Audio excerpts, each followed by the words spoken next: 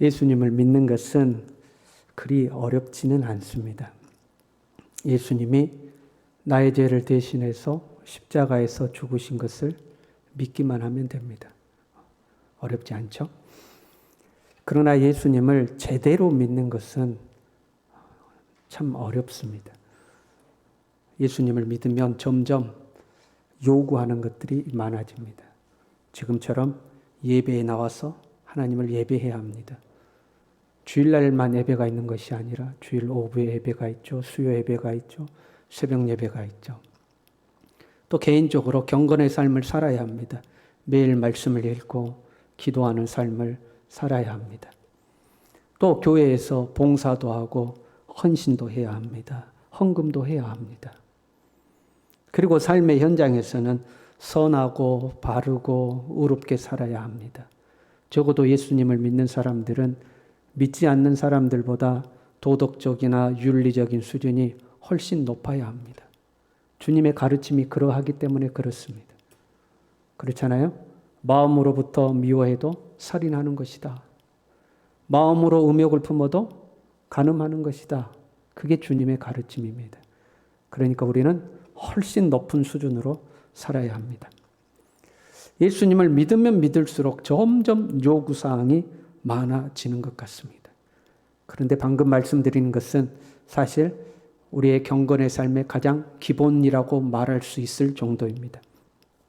오늘 본문에는 그보다도 훨씬 어려운 일들이 기록되어 있습니다. 어떤 사람이 예수님을 찾아왔어요. 20절에 보니까 그 청년이라고 기록하고 있습니다. 누가복음 18장에 보니까 어떤 관리다 하고 기록하고 있습니다. 정리해 보면 부자, 청년, 관리 있는 것을 알 수가 있습니다. 청년인데 부자였다. 청년인데 높은 지위를 가지고 있었다. 부잣집에서 태어난 게 틀림없습니다. 당대에 청년이 자수성가해서 젊은 나이에 부자가 되고 높은 지위에 올라가는 것은 결코 쉬운 일이 아니었습니다. 불가능에 가까운 일입니다. 아마 부자 부모님 밑에서, 권세 있는 부모님 밑에서 태어난 자녀임에 틀림이 없습니다. 이 청년이 와서 예수님께 이렇게 물었습니다. 내가 무슨 선한 일을 하여야 영생을 얻으리이까? 어떻게 보면 상당히 훌륭한 질문입니다. 왜냐하면 당대의 부자였습니다. 권세 있는 젊은이였습니다. 그렇다면 관심이 다른 곳에 있을 수 있습니다. 어떻게 하면 더 많이 벌 수 있을까? 어떻게 하면 더 높은 자리에 올라갈 수 있을까? 어떻게 하면 더 예쁜 아내를 얻을 수 있을까? 어떻게 하면 내가 더 즐기고 살 수 있을까? 얼마든지 다른 곳에 관심을 둘 수 있었습니다. 그런데 이 청년은 어디에 관심이 있었냐면 내가 어떻게 하여야 영생을 얻을 수 있을까? 영적인 곳에 관심을 두고 살았습니다. 훌륭하죠. 이 청년에게 예수님이 이야기하죠. 네가 온전하고자 할진대 가서 네 소유를 팔아 가난한 자들에게 나눠주라. 내가 어떻게 하면 영생을 얻을 수 있나이까? 계명을 지켜라. 어떤 계명을 지켜야 됩니까? 살인하지 말라, 간음하지 말라, 도둑질하지 말라, 거짓 증거하지 말라, 내 부모를 공경하라, 네 이웃을 사랑하라. 주여, 내가 이런 것들은 어렸을 때부터 지켰습니다. 어릴 때부터 이것들을 지켰습니다.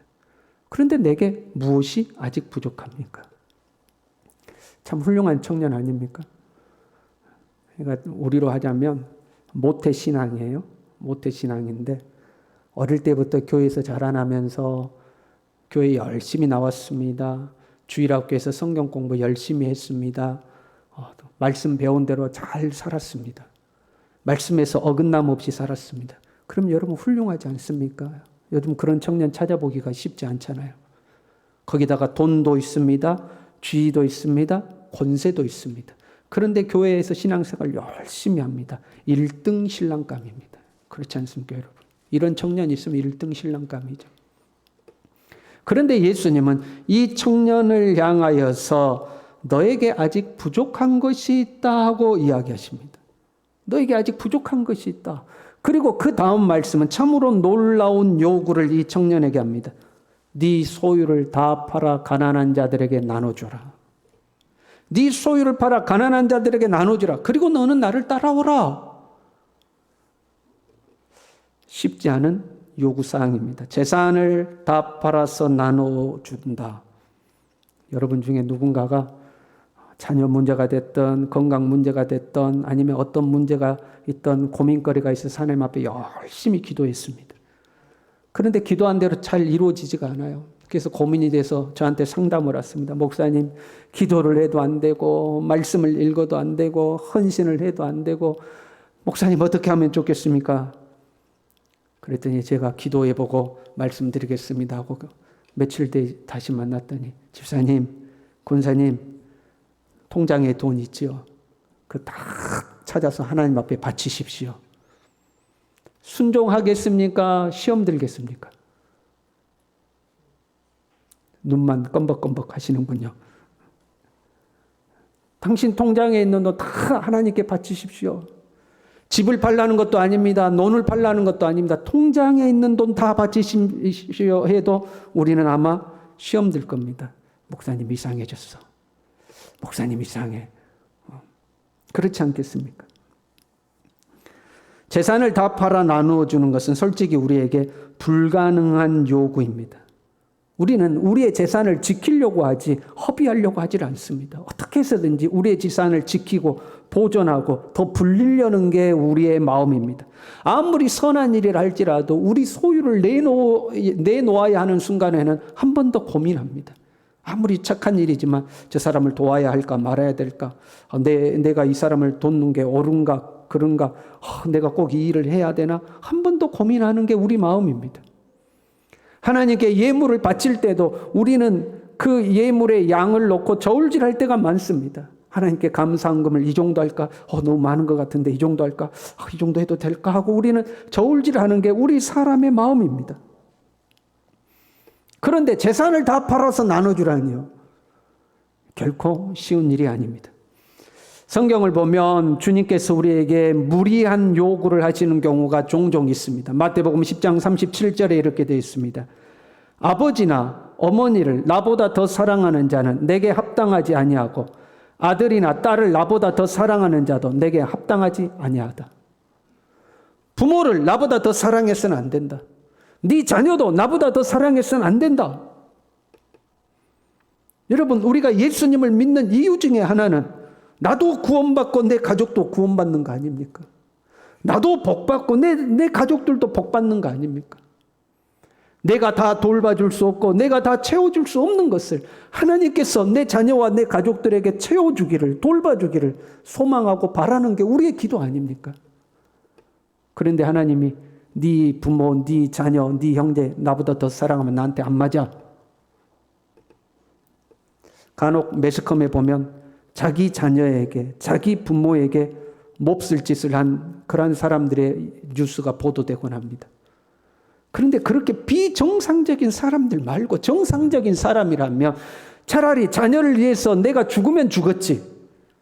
내 자녀를 버릴 수는 없는 거 아닙니까? 그런데 주님은 자녀보다도 나를 더 사랑해 하고 요구하고 계십니다. 심지어는 내 목숨보다도 하나님을 더 사랑해야 한다고 이야기합니다. 마태복음 16장 25절에는요. 누구든지 제 목숨을 구원하고자 하면 잃을 것이요. 누구든지 나를 위하여 제 목숨을 잃으면 찾으리라. 나를 위하여 목숨이라도 잃어야 된다. 참으로 어려운 요구를 하나님은 하십니다. 재산도 팔아야 된다. 부모 형제도 나보다 더 앞서서는 안 된다. 네 목숨이라도 내놓아야 한다 하고 우리가 도저히 감당할 수 없는 너무너무 힘든 요구를 하나님이 우리에게 하실 때가 있다 이 말입니다. 예수님은 이 청년에게 왜 이렇게 어려운 요구를 하고 있을까? 청년의 질문을 다시 들여다볼 필요가 있습니다. 이렇게 물어요. 선생님이요, 내가 무슨 선한 일을 하여야 영생을 얻으리까? 이 청년은 영생을 얻는 방법에 대해서 예수님께 물어보고 있습니다. 예수님, 내가 어떻게 하면 구원받을 수 있습니까? 내가 무슨 일을 해야 구원받을 수 있습니까? 이 구원받는 방법에 대해서 물어보는데 자기가 무엇을 해야 하냐고 지금 예수님께 물어보고 있는 겁니다. 이 청년은 어릴 때부터 말씀을 지켰습니다. 살인하지 않고 가늠하지 않고 도둑질하지 않고 부모를 공경하고 거짓말하지 않고 살았습니다. 당대에 경건의 표준이 있었는데요. 그 경건 생활의 표준에 의하면 일주일에 2번 금식을 하고 가난한 자에게 구제를 일주일에 1번씩 하게 되어 있습니다. 아마 이 청년은 그 경건의 표준도 지켰을 겁니다. 그래서 형제를 내 몸처럼 사랑하라는 이 말씀에도 떳떳했던 겁니다. 그러니까 자신 있게 이야기하는 겁니다. 이 모든 것을 내가 지켰사온데 아직도 부족한 것이 무엇입니까? 내가 무엇이 부족합니까? 내가 이 정도는 다 했는데 이제 내가 구원받으려면 뭘 또 해야 됩니까? 하고 묻고 있는 겁니다. 예수님이 이 청년에게 말씀하시죠. 네가 온전하고자 할진대. 이거는 무슨 의미냐면 네가 네 힘으로 구원을 받기에 온전한 사람이 되기를 원한다면, 네가 너의 선행을 통해서 구원받기에 온전한 사람이 되기를 원하냐? 그렇다면 먼저 재산을 다 팔아 가난한 자들에게 나눠주어라. 네 재산 다 팔아 가난한 사람들에게 나눠주어라. 거기서 끝나는 게 아니에요. 그리고 나서 너는 나를 따르라 이렇게 되어 있죠. 그러니까 가장 먼저 우선은 재산부터 팔아. 너 구원받고 싶어? 그러면 네 재산부터 팔아 하고 말씀하고 있는 겁니다. 적어도 네가 너의 행위를 통해서 구원을 받기를 원한다면 적어도 네 재산부터 팔아야 된다 하는 말씀이에요. 보통 사람들이요, 믿음으로 구원을 받습니다. 그러면 그 말을 잘 못 믿습니다. 우리는 이제 신앙생활 오래 해서 다 믿잖아요. 근데 예수님을 안 믿는 사람이거나 신앙생활 처음 하는 사람에게 믿음으로 구원받습니다. 예수님을 믿음으로 구원받습니다. 그러면 에이 그래도 사람이 그래도 좀 뭔가 좀 하는 게 있어야지. 아 그러면 저렇게 마음대로 살고 믿습니다. 그러면 구원받겠네. 아 저렇게 지 멋대로 살고 나중에 죽을 때 믿습니다. 그러면 구원받겠네. 하고 그것을 못 받아들이는 사람이 있습니다. 근데 여러분 뒤집어서 생각해 봐요. 그러면 구원을 받기 위해서 우리가 무언가를 해야 된다면 뭘 얼만큼 해야 될까요? 구원을 돈을 주고 사야 된다면 돈을 얼마나 내야 되는 겁니까? 착한 일을 해서 구원을 받는다면 착한 일을 얼마나 해야 됩니까? 하루에 착한 일 몇 번이나 해야 하는 겁니까? 내 재산을 나눠줘서 구원을 받는다면 내 재산 얼마만큼 나눠줘야 구원을 받습니까? 지금 예수님께서 이 청년에게 재산을 다 팔아야 구원을 받을 수 있다고 말씀하는 것은 네 재산을 다 팔면 네가 구원을 받을 수 있다 이걸 말씀하시는 것이 아니라 재산을 다 팔아 나누어 준다 해도 너의 힘으로는 구원을 받을 수 없다. 그것을 깨우치고 계시는 겁니다. 네 힘으로 영생을 얻는다고? 네 노력으로 구원을 얻는다고? 그것은 마치 낙타가 바늘길을 통과하는 것과 같이 어려운 일이야 하고 말씀하시는 거죠. 여러분 낙타가 바늘길 통과하는 거 보셨어요? 드림 2시 오시면 볼 수 있습니다. 오늘 낙타 나올 거예요. 낙타가 바늘길을 통과하는 것 불가능한 일이죠. 너의 노력으로 구원을 얻는 것은 불가능하다. 지금 그것을 말씀하고 있는 거예요. 구원은 오직 하나님의 은혜로 얻는 줄로 믿습니다. 나의 죄를 대신해서 십자가에서 죽으신 예수님을 믿음으로 구원을 얻는 줄로 믿습니다. 이 땅에 구원을 얻을 만큼 의인은 하나도 없고 자기의 행위로 구원을 얻을 수 있는 사람은 한 명도 없는 것입니다. 사람은 완벽하지 않습니다. 완벽하게 의롭지 않습니다. 완벽하게 선하지 않습니다. 완벽하게 구원을 얻을 정도로 자기 자신을 비워낼 수 있는 사람은 아무도 없는 겁니다. 역사 속에서 성자라고 불렸던 사람들도 자기의 겉옷을 벗어서 가난한 자에게 벗어주고 자기는 맨발로 다녔던 그런 성자들도 자서전을 보면 그 속에서 매번 갈등하고 고민했던 것을 볼 수가 있습니다. 선행을 베풀 때마다 갈등이 되는 거예요. 내가 이걸 해야 되는가? 이 옷을 벗어주면 나는 무엇을 입는가? 고민하고 갈등하는 것이 사람인 겁니다. 어떤 분들은요, 저를 보고 그렇게 평가해 주시는 분이 있어요. 우리 목사님은 욕심이 없으셔. 감사합니다. 그런데 잘못 보신 겁니다. 욕심이 없는 사람이 어디 있겠습니까? 며칠 전에 제가 물건을 찾는데 물건을 어디다 뒀는지 모르겠어요. 제가 물건을 정말 못 찾습니다. 어디다 뭘 뒀는지 몰라요. 그래서 물건 찾을 때는 저희 집사람에게 항상 물어봐요. 그럼 집사람이 어디에 있어? 그럼 꼭 거기에 있습니다. 근데 제 서재의 물건은 저희 집사람이 모르니까 저만 아는데 어디 뒀는지를 모르겠어요. 그래서 막 자꾸 서랍 다 뒤지는데 그 서랍을 뒤지다가 거기에서 14,000원이 나왔습니다. 할렐루야. 얼마나 기쁘던지 여러분. 여러분 그게 사람입니다. 생각지도 못한 돈 14,000원이 나오니까요. 얼마나 기쁜지 몰라요. 그게 여러분 사람입니다. 우리 중에 욕심 없는 사람이 어디 있겠어요? 자기 자신을 다 비워낼 수 있는 사람이 어디 있겠어요? 본문에 나오는 부자래요. 꼭 물질적 소유가 많아야지만 부자는 아닙니다. 돈이 없으나 어떤 사람은 자존심이 가득한 사람이 있습니다. 자존심의 부자 있습니다.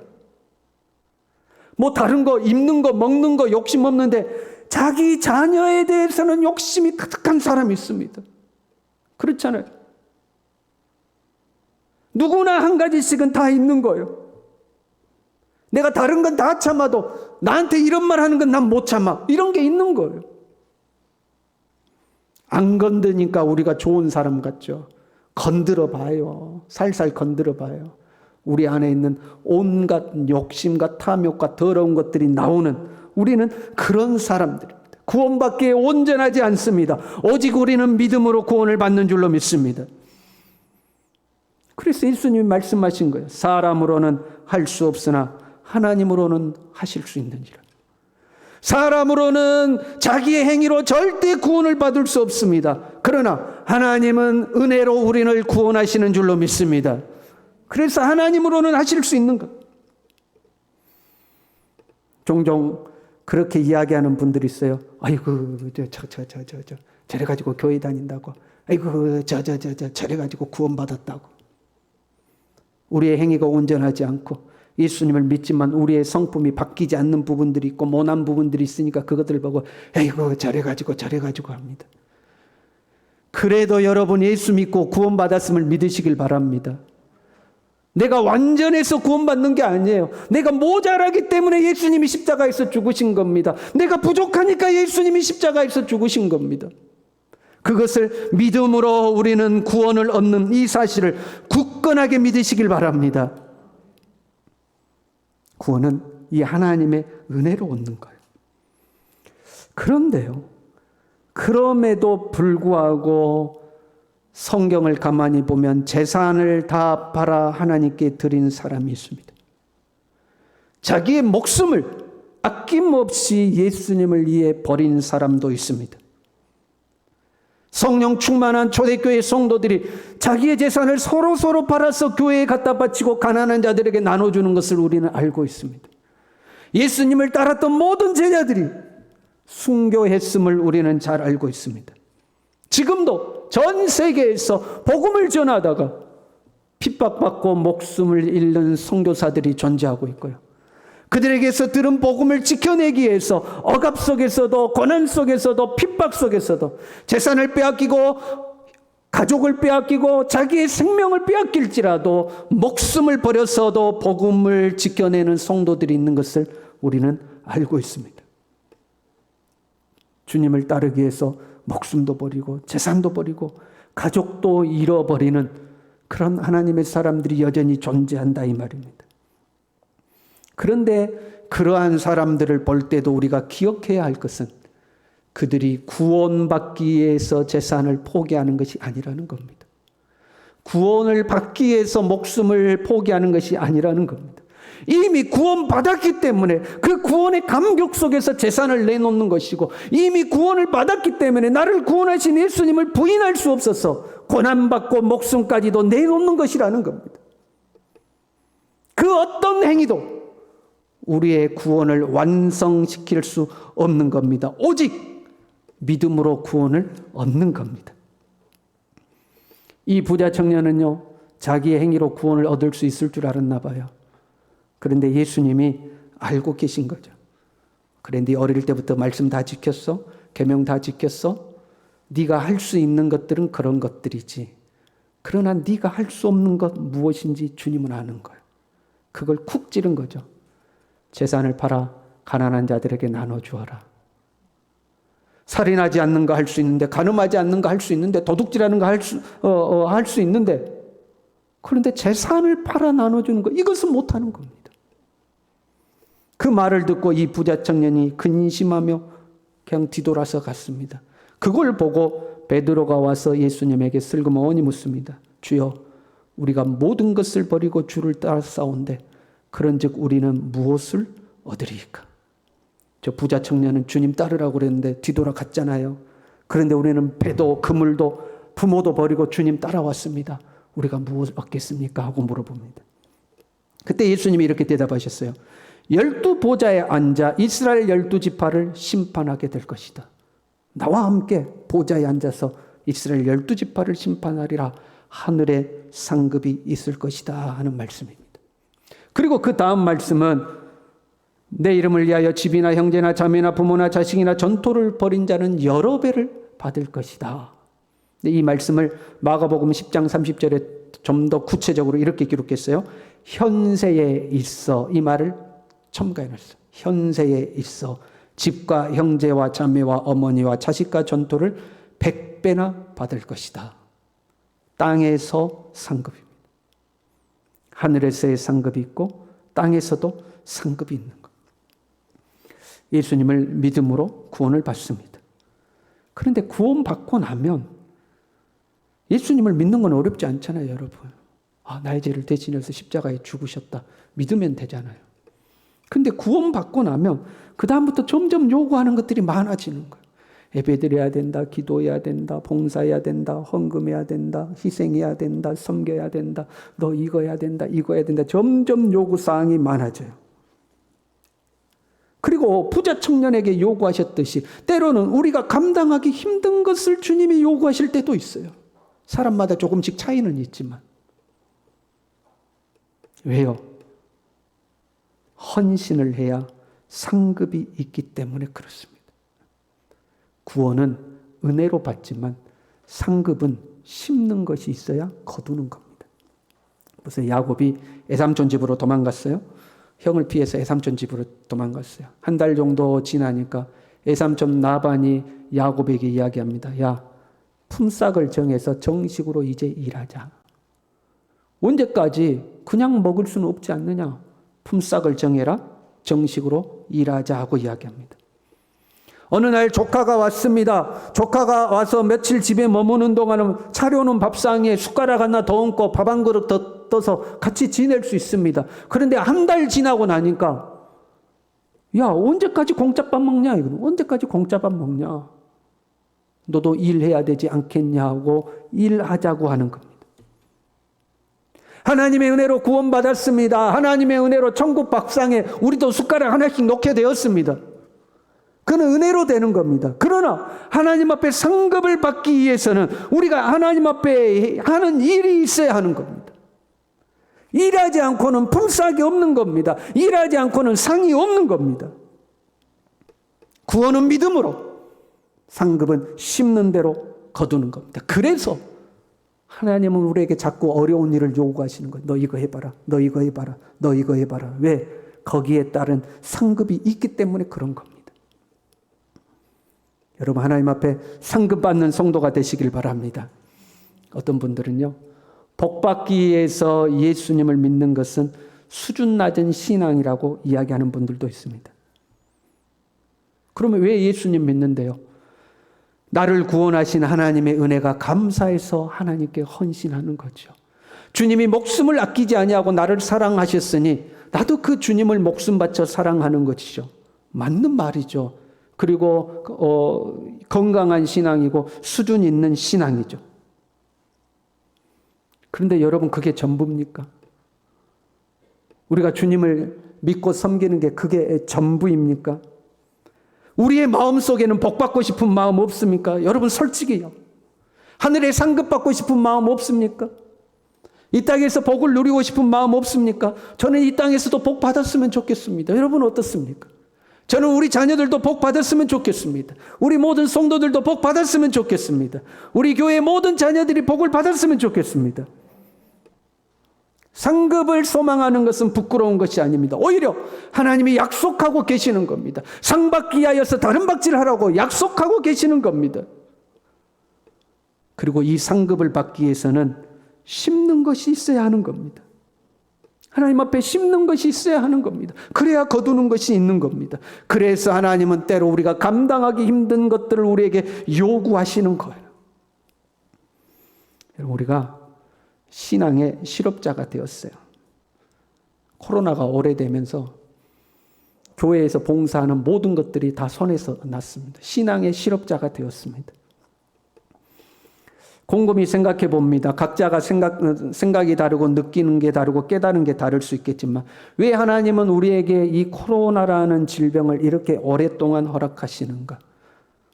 다른 여러 장소보다도 특별히 교회에 대한 방역이 강화되어서 모임이 힘들고 어렵는데 하나님이 허락하셔야 모든 것이 되는 거잖아요. 왜 하나님은 우리에게 이런 환경을 허락하시는가? 제 나름대로 느끼는 것은 교회 안에서만의 신앙이 아니라 교회 안에서만의 경건이 아니라 이제는 우리가 우리의 삶의 현장에서 주님과 동행하며 살아야 되지 않느냐. 우리끼리 모여서 찬양하고 기도하고 끝나는 것이 아니라 이제는 내 삶의 현장에서 나와 함께 하시는 이 주님과 함께 삶을 살아가야 되지 않느냐. 모든 순간 주님을 생각하고 주님께 묻고 주님이 나에게 대답하시는 음성을 들을 수 있고 성령이 감동하시는 대로 순종하며 살아야 하지 않느냐. 이제 우리가 이것을 연습하고 훈련해야 되지 않느냐. 성령께서 우리와 함께 하시는 줄로 믿습니다. 성령께서 우리와 함께 하시면서 우리에게 말씀하시는 거죠. 야, 네가 참아야지. 네가 이것은 순종해야지. 네가 포기해야지. 네가 베풀어야지. 네가 내려놔야지. 야, 너 그거 있잖아. 네 통장에 그거 있잖아. 그거 저 어려운 사람에게 나누어 줘야지. 하나님 왜 제가 해야 됩니까? 왜 하나님 그것을 해야 됩니까? 하나님 우리에게 하나씩 하나씩 더 어렵고 힘든 것을 요구하실 때에 우리는 한 단계 한 단계 올라가는 겁니다. 순종할 수 있어야 하는 겁니다. 여러분 회사에서 승진하는 거 좋아하시죠? 올라갈수록 일이 어려워지는데 승진하면 좋아하시잖아요. 그것처럼 주님은 우리에게 한 단계 한 단계 어려운 것을 요구하시죠. 거기에 따른 상급이 다르기 때문에 그런 겁니다. 삶의 현장에서 이 주님과 동행하면서 성령께서 우리에게 요구하실 때마다 순종함으로 나아가는 우리의 삶이 될 수 있기를 바랍니다. 그러나 명심해야 하는 것은요. 우리가 아무리 그 주님의 말씀에 순종했다 할지라도 구원은 오직 예수 그리스도의 대속의 은혜를 믿는 믿음으로만 되는 겁니다. 오직 그 은혜를 믿는 믿음으로만 우리가 구원을 받는 줄로 믿습니다. 이 마음으로 우리 함께 찬양하겠습니다.